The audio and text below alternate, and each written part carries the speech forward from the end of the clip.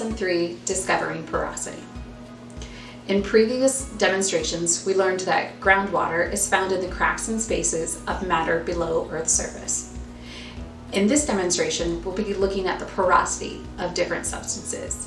Porosity is the capacity of rock, sand, soil, or other sediment to hold water.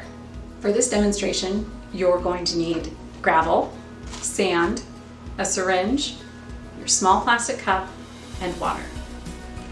First, you're going to estimate the amount of water that your small plastic cup can hold. So, fill your syringe with 35 milliliters, and then fill your cup completely full.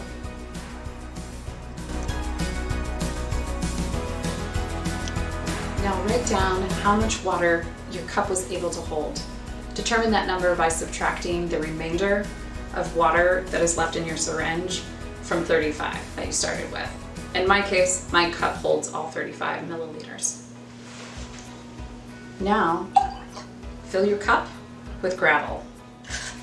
Fill up your gravel cup, watching those cracks and spaces get filled until it's nice and full. I still have 20 milliliters of water left, so that means 15 milliliters of water went into my cup. Now let's repeat that process, but with sand. Fill your cup with sand, and using 35 milliliters of water, fill your cup, watching the water fill in all of those cracks and spaces. I still have 25 milliliters of water left in my syringe. So I know I used 10 milliliters of water this time to fill up my cup. So my gravel was able to hold 15 milliliters of water. My sand is only able to hold 10 milliliters of water.